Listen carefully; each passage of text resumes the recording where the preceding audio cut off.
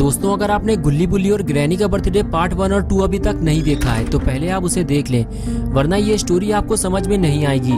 पिछली वीडियो में आपने देखा था कि गुल्ली शॉन को लेकर जैसे ही नीचे आता है तभी उसे दरवाजा खुलने की आवाज लगती है और वो वहीं रुक जाता है। लेकिन गुल्ली ये नहीं जानता कि ग्रैंडपा भी उसी की तरफ आने वाले हैं और आखिर कुछ देर बाद गुल्ली पकड़ा जाता है। ग्रैंडपा गुल्ली को देख लेते हैं। गुल्ली फौरन वहां से भागता है और छुपने की जगह ढूंढने लगता है, लेकिन ग्रैंडपा गुल्ली को कुत्ते की तरह दौड़ा लेते हैं और गुल्ली शॉन को लेकर भागता रहता है। और कुछ देर बाद जब गुल्ली थक जाता है तो वो अपने आप को ग्रैंडपा से छुपाने की कोशिश करता है ताकि ग्रैंडपा उसे देख ना सके और वो शॉन को लेकर वहां से बाहर निकल सके, लेकिन ऐसा होता नहीं है। कुछ देर बाद ग्रैंडपा गुल्ली को ढूंढते हुए उस जगह पहुंच जाते हैं जहाँ गुल्ली छुपा होता है और आखिर फिर से एक बार गुल्ली पकड़ा जाता है। गुल्ली ग्रैंडपा को देखते ही समझ जाता है कि ग्रैंडपा ने उसे देख लिया है और अब यहाँ छुपने से कोई फायदा नहीं।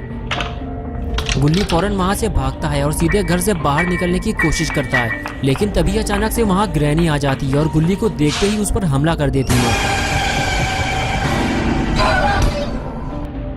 और अब आगे की स्टोरी देखते हैं। गुल्ली गाड़ी के पास खड़े खड़े यही सोच रहा होता है कि गुल्ली को अब तक वापस आ जाना चाहिए था। उसे यहाँ से गए हुए काफी देर हो चुकी है, मुझे अब जाकर देखना होगा। गुल्ली ने बुल्ली से कहा था कि अगर मैं आधे घंटे तक वापस ना आऊं तो समझ लेना कि मेरे साथ कुछ गड़बड़ हुई है, लेकिन अभी आधा घंटा नहीं हुआ है, इसलिए बुल्ली इतना सीरियस नहीं है। लेकिन वो ग्रैनी के घर जाना चाहता है ये देखने के लिए कि गुल्ली को कुछ हुआ तो नहीं है। लेकिन बुल्ली जैसे ही थोड़ा और आगे बढ़ता है तो वो देखता है कि ग्रैनी के घर का दरवाजा खुला हुआ है। ग्रैनी और ग्रैंडपा सामने ही खड़े हुए हैं और वो जोर जोर से बातें कर रहे हैं। बुल्ली को लगता है कि ग्रैनी का बर्थडे होने जा रहा है, इसी वजह से चिल्ली पुकार मची हुई है। लेकिन कुछ ही देर बाद बुल्ली को समझ में आ जाता है कि अंदर कुछ गड़बड़ है, कहीं गुल्ली पकड़ा तो नहीं गया, पास जाकर देखना होगा। और फिर बुल्ली धीरे धीरे घर की तरफ आगे बढ़ता है।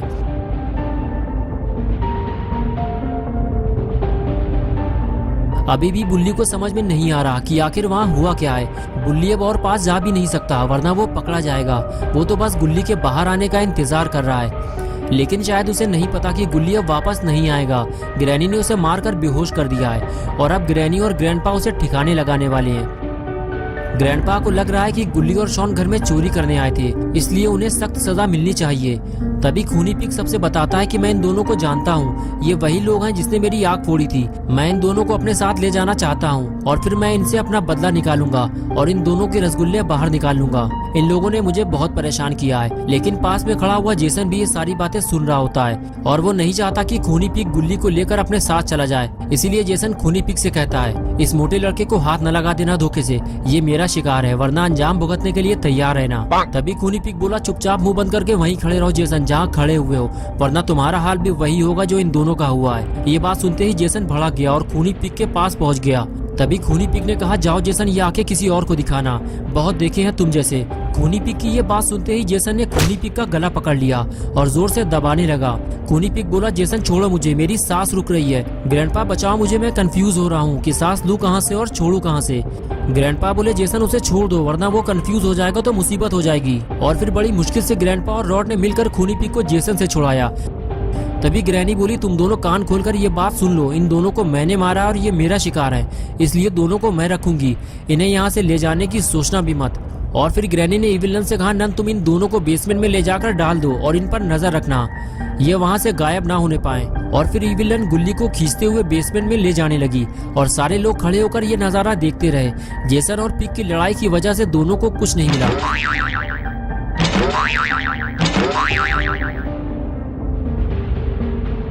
रॉड बोला, 12 बजने वाले हैं, सब लोग ऊपर चलो, लड़ाई में बर्थडे भूल गए क्या?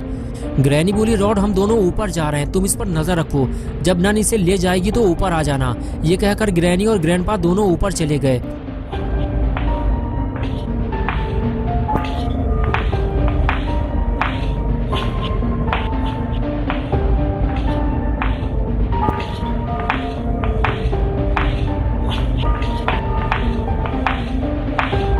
ग्रैनी और ग्रैंडपा जैसे ही ऊपर वाले रूम में पहुंचे दोनों का दिमाग खराब हो गया। ग्रैनी बोली, ये मेरा केक बीच में से कौन खा गया?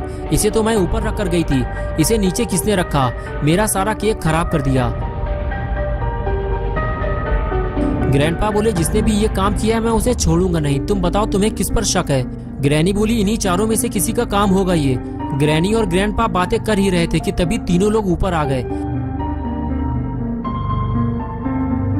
तभी ग्रैनी बोली, सच सच बताओ तुम में से किसने ये केक खाया है, वरना खोपड़ी तोड़ दूंगी तुम्हारी। ग्रैनी की बात सुनते ही रॉड बोला, ग्रैनी मैंने केक नहीं खाया, मैं तो नीचे था। तभी जेसन ने अपना हाथ ऊपर उठाते हुए कहा, मैं जानता हूँ उसे, अगर ग्रैंडपा इजाजत दे तो मैं बता सकता हूँ उसका नाम। तभी ग्रैंडपा बोले, बताओ जेसन कौन है वो। और तभी जेसन ने खूनी पिग की तरफ इशारा करते हुए कहा, ये है वो पापी पिग। पिग बोला, ग्रैंडपा मैंने केक नहीं खाया, जेसन झूठ बोल रहा है, ये मुझे फंसाने की कोशिश कर रहा है। तभी रॉड बोला, अरे घड़ी देखो 12 बज गए, अड्डे बड्डे शुरू करो। और फिर रॉड ने केक उठाकर मेज पर रख दिया और बाकी सारे लोग ग्रैनी को घेर बटोर कर खड़े हो गए और शुरू हो गई बर्थडे पार्टी।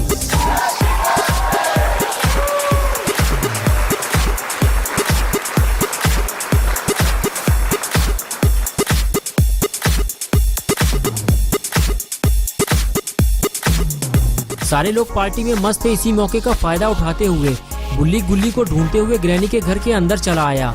लेकिन बुल्ली को ये काम जल्दी करना होगा क्योंकि पार्टी खत्म होते ही सब लोग नीचे आ जाएंगे और बुल्ली का घर से बाहर निकलना मुश्किल हो जाएगा।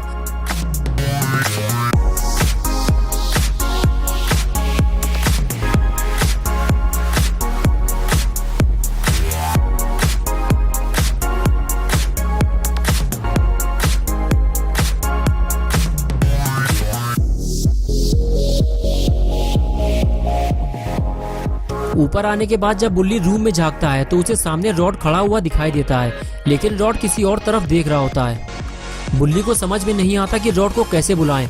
तभी वो हाथ हिलाने लगता है, लेकिन कोई फायदा नहीं।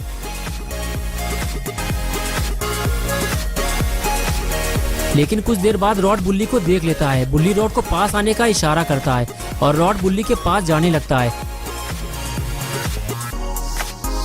रॉड बुल्ली के पास जाकर कहता है, तुम यहाँ क्या कर रहे हो बुल्ली? अभी थोड़ी देर पहले गुल्ली और शॉन पकड़े गए हैं।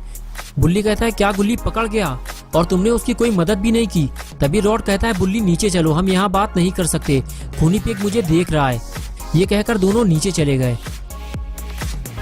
लेकिन खूनी पिग का ध्यान लगा हुआ है कि रॉड किससे बातें कर रहा है और वो फौरन रूम के बाहर निकल कर देखता है। जिसका डर था आखिर वही हुआ। खूनी पिग ने रॉड के साथ बुल्ली को देख लिया है और ये देखते ही खूनी पिग ने अंदर जाकर सबको ये बात बता दी। तो दोस्तों, क्या होगा बुल्ली और रॉड का? क्या गुल्ली और शॉन इस घर से बाहर निकल पाएंगे या फिर बुल्ली और रॉड भी अब फंस जाएंगे? ये हम देखेंगे पार्ट 4 में 21 को इसी चैनल पे। तो दोस्तों, अगर आप पार्ट 4 देखना चाहते हैं तो इस वीडियो को लाइक करें, चैनल को सब्सक्राइब करना और बेल आइकन प्रेस करके ऑल नोटिफिकेशन ऑन करना ना भूलें।